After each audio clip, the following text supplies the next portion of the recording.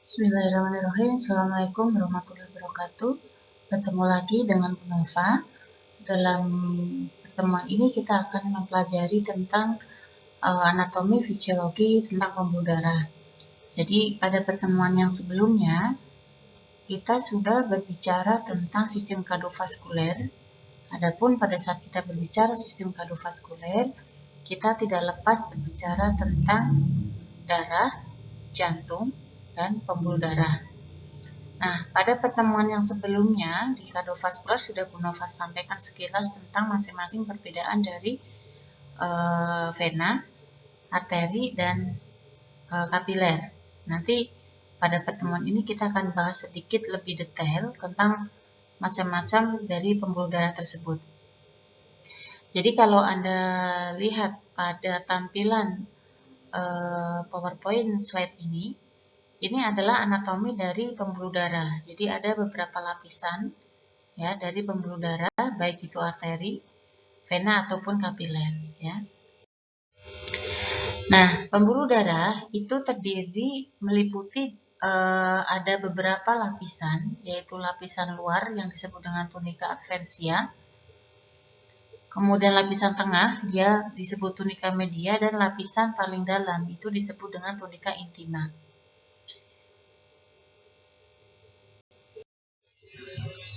Yang akan kita bahas yang pertama adalah pembuluh darah arteri. Jadi sesuai yang Bu Nova sampaikan kemarin bahwa pembuluh darah arteri ini dia kaya akan oksigen karena membawa darah dari jantung ke seluruh tubuh. Ya, kemarin kan kita sudah berbicara tentang sistem peredaran darah terbuka dan tertutup. Yang tertutup itu adalah peredaran darah dari jantung ke paru-paru kembali lagi ke jantung. Sehingga di situ darah pada saat masuk ke paru-paru itu akan dibersihkan dulu ya. Yang tadinya kaya akan CO2 akan menjadi kaya akan oksigen, baru nanti akan diedarkan ke seluruh tubuh. Makanya arteri ini dia akan membawa darah dari jantung ke seluruh tubuh sehingga kaya akan oksigen. Dia warnanya merah terang ya, karena gabungan antara hemoglobin dan oksigen. Nah, pada saat kita raba, itu arteri teraba denyutannya. Jadi kalau misalnya Anda nanti akan meraba denyut nadi, yang ada denyutnya itu adalah pembuluh darah arteri. Kalau vena itu nggak berdenyut ya. Nah, bagaimana sistem keluarnya? Dia akan menyemprot seirama dengan denyut jantung. Ya, tapi dia memancar ya. Kalau misalnya denyutnya sangat cepat, misalnya pada saat itu 110 kali per menit, maka dia menyemprotnya pada saat itu akan langsung keluar dengan sangat cepat ya. Jadi ini dia akan mengikuti bagaimana irama denyut jantung ya. Jadi dari saya ulangi bahwa arteri dari kaya akan oksigen membawa darah dari jantung ke seluruh tubuh, warna lebih terang, teraba, dan keluarnya adalah menyemprot atau memancar. Nah, bagaimana dengan aorta? Aorta itu adalah merupakan arteri utama dalam tubuh. Ya. Dia berada di rongga toraks, ya, karena dia berhubungan dengan saluran yang menghubungkan darah dari jantung ke pembuluh darah. Jadi ibaratnya ini adalah jembatannya. Kemudian dari ventrikel kiri sampai 3 arteri, ya, dia membawai banyak ini ya, banyak lintasan ya, dari jantung, kemudian lengkung aorta itu sendiri, kemudian toraks dan abdominal ya, karena dia memang jembatannya ibarat dari jantung menuju ke seluruh tubuh. Nah, kalau Anda lihat di sini banyak sekali arteri. Anda lihat arteri radialis ya. Kemudian jadi semua arteri yang ada di sini itu pada saat kita raba dia akan berdenyut. Misalnya arteri yang ada di pergelangan tangan, misalnya teman-teman akan meraba denyut nadi. Nah, itu di situ adalah arteri radialis. arteri yang ada di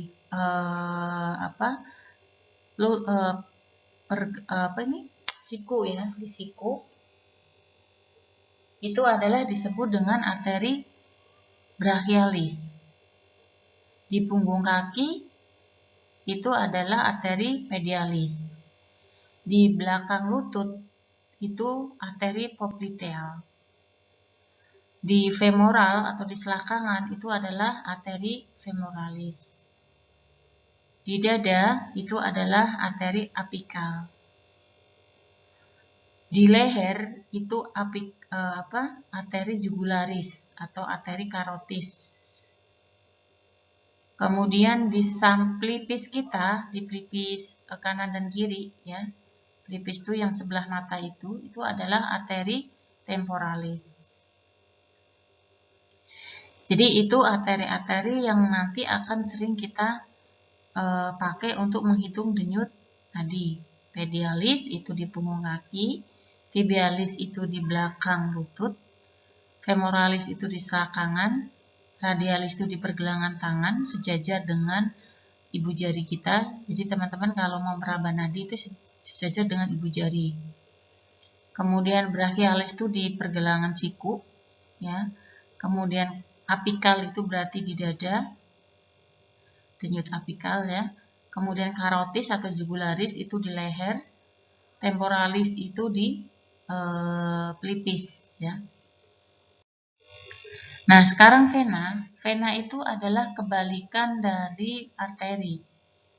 Vena adalah membawa darah dari seluruh tubuh ke jantung. Jadi karena dia sudah dipakai oleh jantung sehingga dipakai oleh seluruh tubuh sehingga dia kaya akan CO2. Ya, kaya akan CO2 karena dia merupakan sisa metabolisme. Nah, vena ini sifatnya dia tidak memancar tapi menetes ya karena dia warnanya lebih gelap. Lebih gelap karena dikayakan CO2 dan pada saat diraba dia tidak menunjukkan atau tidak teraba ya. Jadi teman-teman sudah bisa membedakan ya antara arteri dan vena. Nah, terkait dengan fungsi pembuluh darah itu adalah menjamin keadekuatan suplai materi yang dibutuhkan jaringan tubuh. Dia itu berfungsi sebagai ibaratnya jalan ya yang mendistribusikan makanan ya, zat sisa metabolisme ataupun apapun. Terus kemudian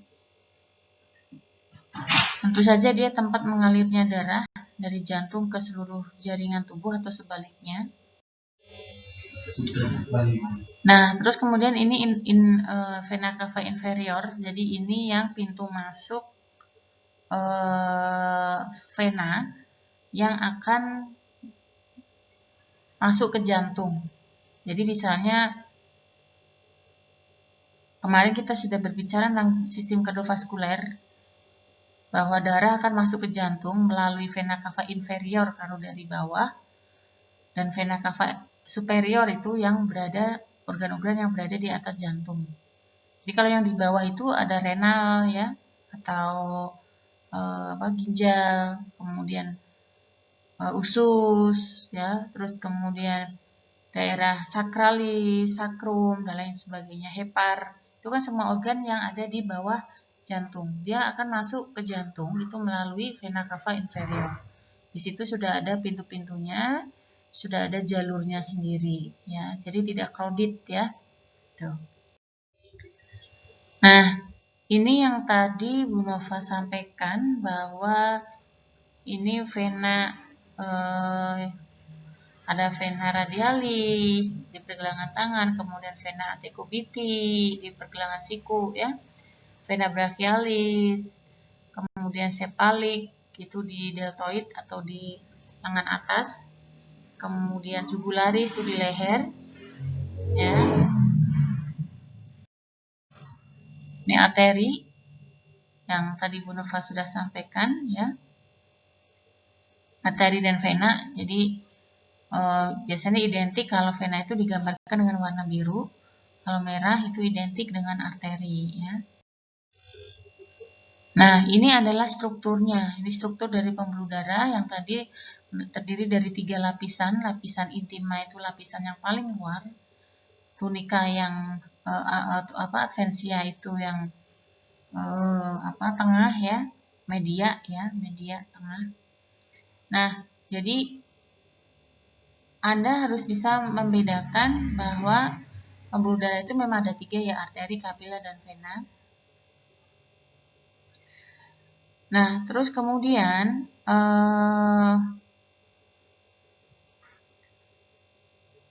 kalau kita lihat adventsia di sini kan yang paling luar ya, yang paling luar, media itu yang tengah, kemudian intima itu yang bagian dalam. Itu dinding dari pembuluh darah. Jadi jangan terbalik bahwa adventsia itu yang paling luar, intima yang paling dalam. Nah, Anda lihat di sebelah kanan itu ada perbedaan diameter dari arteri, arteriola, kapiler, ya, kemudian venul, dan vena. Paling besar itu memang vena, ya, memang vena. Tapi dia vena itu dindingnya lebih tipis. Ya, dindingnya lebih tipis. Kalau arteri dia memang lebih kecil diameternya dari vena, tapi dia dindingnya lebih kuat. Kalau Anda lihat di situ arteri dindingnya lapisannya kuat ya, jadi dia lebih tebal karena dia membawa darah dari jantung ke pembuluh darah. Gitu. Jadi arteriola itu cabang dari arteri ya. Jadi ukurannya pakai mikron. Nah, ini yang kemarin kita sudah bicarakan bahwa distribusi darah saat beristirahat melalui masing-masing pembuluh darah itu otak mendapatkan pasokan 14%. Kemudian jantung sendiri paling sedikit yaitu 4%. Kemudian hati itu 27% paling banyak, ginjal 20%, skeletal itu 21%, kulit tuh dia sedikit ya, hampir sama dengan jantung 5%, dan tulang itu adalah 9% ya, tulang atau jaringan-jaringan yang lain. Nah, itu ya, jadi paling sedikit itu pasokannya adalah jantung dan kulit. Paling banyak itu adalah hati karena dia sebagai saluran pencernaan, dia sebagai detoksikasi atau pembuangan racun ya. Dia memerlukan pasokan darah lebih banyak ya untuk gastrointestinal. Nah, terus kemudian bagaimana hubungan antara aliran darah, tekanan darah, dan rata-rata tahanan? Apa sih yang dimaksud dengan aliran darah? Aliran darah itu adalah jumlah darah yang mengalir melalui pembuluh, organ, dan sirkulasi pada waktu tertentu. Ya, jadi jumlah darah yang mengalir melalui pembuluh darah pada waktu tertentu. Sedangkan tekanan darah adalah gaya yang ditimbulkan oleh darah pada dinding pembuluh darah di suatu area. Jadi pada saat darah itu mengalir kemudian muncul ada tekanan atau gaya pada dinding pembuluh darah, itu disebut dengan tekanan darah. Sehingga makanya kalau tekanan darah itu kan manset ya, diletakkan di arteri misalnya, pengukuran tekanan darah. Nah, itu dengan cara dipompa itu untuk menimbulkan suatu gaya atau tahanan atau tekanan ya, gitu.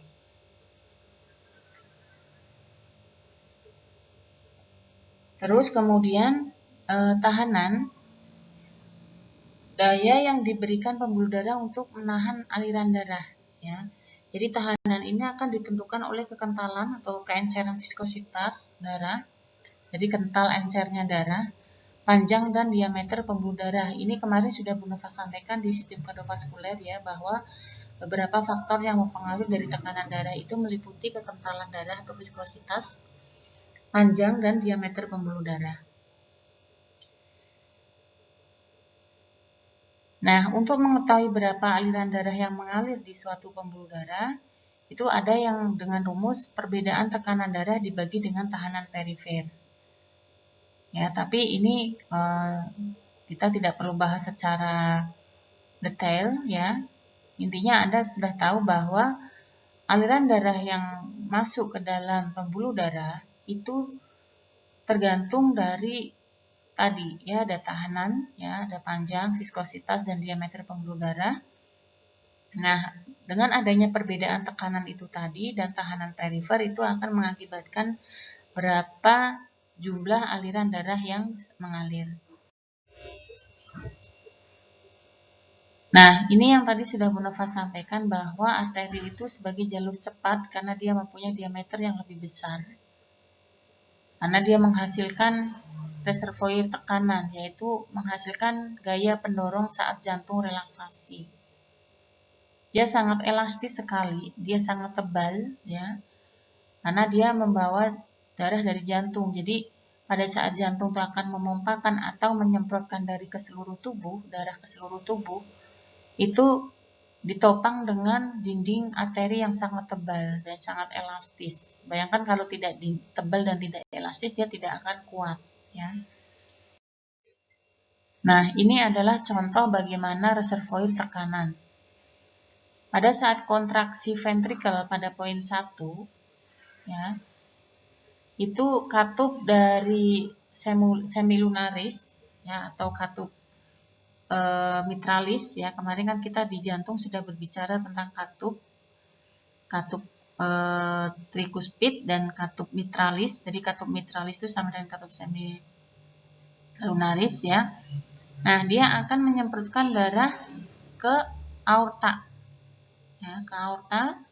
Nah, aorta di sini dia akan melebar ya, dan dia akan dinding arterinya dia sangat elastis sekali. Nah, terus pada saat ventrikelnya itu berrelaksasi ya, dia akan mengirimkan darahnya itu untuk beristirahat sejenak ya. Jadi dia berada di situ, dia lebih kempes ya, lebih mengecil. Nah, nanti pada saat dia akan berkontraksi, dia akan membesar lagi, seperti itu. Nah, sekarang arteriola. Arteriola itu adalah pembuluh resistensi utama. Dia yang mengatur tekanan darah. Ya. Jadi, arteriola itu adalah yang mengatur tekanan darah. Karena dia banyak sekali berperan dalam distribusi darah setelah dari arteri. Ya, jadi dia sebagai penghubung karena cabang dari arteri. Ya. Nah, arteriola ini banyak sekali dipersarafi oleh saraf simpatis ya, dan peka terhadap rangsang kimia, lokal dan hormon. Apa sih yang mempengaruhi diameter arteriola? Jadi arteriola ini dia bisa menyempit, melebar ya. Itu tergantung dari beberapa faktor karena memang dia dipengaruhi oleh sistem saraf ya. Jadi misalnya seseorang yang sedang panas ya, sehingga metabolismenya itu meningkat ya, metabolismenya meningkat sehingga dia arteriolnya akan berdilatasi atau melebar. Kalau arteriolanya itu melebar, maka tahanannya dia akan turun, tapi aliran darahnya dia akan meningkat, sehingga orang yang terjadi panas atau terjadi peningkatan metabolisme itu suplai oksigen dan nutrisinya dia akan meningkat. Ya, akan berbeda saat terjadi bendungan pada aliran darah. Ya, dia akan terjadi oklusi, resistensinya menurun, aliran darah dia akan meningkat. Nah, dia akan terjadi konstriksi arteriola. Ya. Ini adalah tekanan sistemik darah rata-rata, bahwa di situ ada paling tinggi adalah tekanan di dalam aorta. Semakin ke arah ke vena cava itu dia semakin menurun karena vena cava itu adalah vena ujung dari vena yang akan menghubungkan dari vena ke jantung ya. Jadi begitu di aorta dia sangat kuat sekali tekanannya. Nah, kita tadi sudah bicara tentang arteri dan vena, sekarang kita akan berbicara tentang kapiler. Jadi kapiler ini adalah pembuluh darah yang sangat kecil sekali, dia untuk pertukaran gas antara CO2 dan oksigen atau zat antara darah dan jaringan. Ya. Kecil sekali ya. Nah, ini adalah dinding dari kapiler. Ada endotel-endotel seperti itu, lembut-lembut sekali ya, lembut-lembut sekali.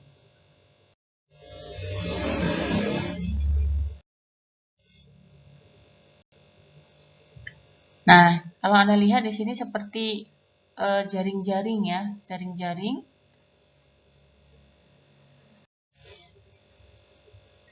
Ini saya kira tidak perlu ya.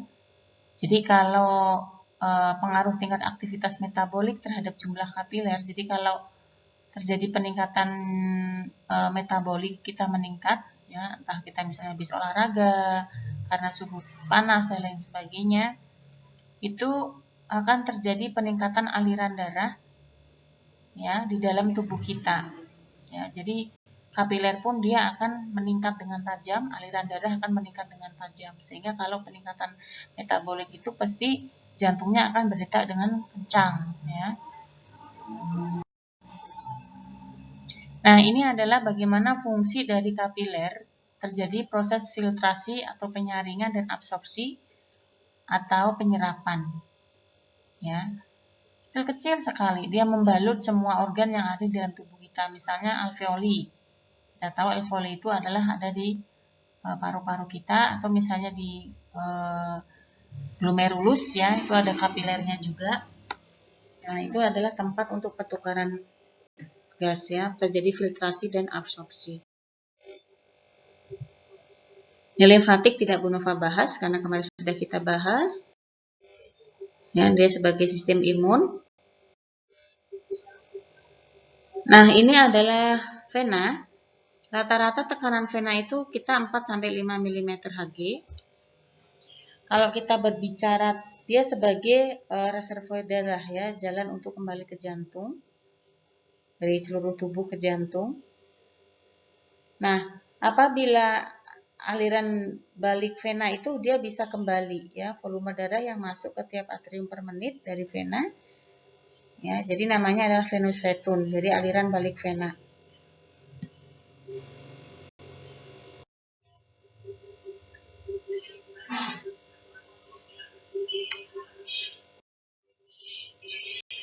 Ini saya kira tidak usah ya, jadi pengaturan tekanan darah kemarin sudah Bu Nova sampaikan.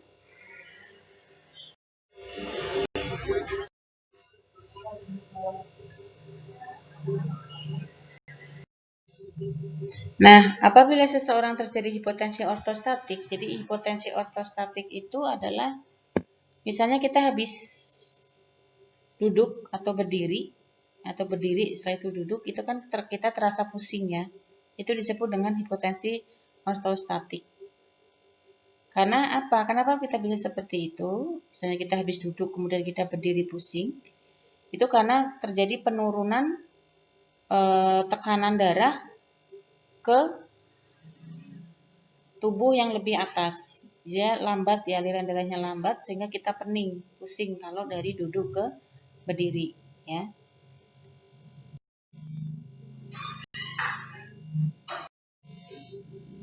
Nah, ini adalah contoh dari terjadinya pembentukan arteriosklerosis. Jadi arteriosklerosis itu pengerasan arteri. Jadi normalnya itu adalah seperti yang gambar paling atas. Ya, terus kemudian ada plak-plak, entah itu yang fatty streak atau stable plaque, ya, atau yang kalsifikasi atau pengapuran yang sangat parah, ya, karena terjadi penumpukan kolesterol atau lemak yang sangat banyak, sehingga dia akan mengeras ya, atau dia akan mengakibatkan terjadinya plak-plak, sehingga aliran darahnya nggak lancar. Makanya itu kolesterol itu bisa mengakibatkan terjadinya stroke kalau di otak. Kalau di penumpukan lemak di jantung, di pembuluh darah jantung, berarti dia akan jadi serangan jantung. Nah, orang yang terjadi shock sirkulasi itu terjadi kegagalan dalam penurunan tekanan arteri rata-rata akibat dari penurunan curah jantung atau cardiac output. Jadi bahaya ya kalau terjadi penurunan cardiac output. Jadi teman-teman harus pelajari lagi apa itu cardiac output, kemampuan jantung dalam memompa darah selama 1 menit ya. Jadi antara HR atau denyut nadi dikali stroke volume. Nah, kalau orang terjadi perdarahan, apa yang terjadi? Orang terjadi perdarahan itu pasti akan terjadi penurunan volume darah. Kemudian aliran darah balik venanya juga menurun, stroke volume menurun, cardiac output menurun, tekanan arteri juga menurun semua karena memang darahnya pada keluar, hilang ya. Nah, orang yang perdarahan itu terjadi kompensasi adanya peningkatan rasa haus dan peningkatan vasopresin atau peningkatan hormon ADH, antidiuretik hormon ya. Jadi itu adalah terjadi kompensasi dari perdarahan ya. Jadi itu yang mungkin bisa Bu Nova sampaikan tentang pembuluh darah. Intinya adalah bahwa pembuluh darah itu ada arteri, arteriola, vena, venul, kapiler. Yang intinya adalah arteri, vena, kapiler itu Anda harus tahu perbedaannya masing-masing. Lapisan-lapisannya yang paling tengah, yang paling dalam siapa? Media, ya, terus kemudian vensia, ya. Itu Anda harus paham juga. Terus kemudian bagaimana hubungan pembuluh darah dengan darah dan alirannya, cardiac output dan lain sebagainya Anda harus bisa dipahami kembali.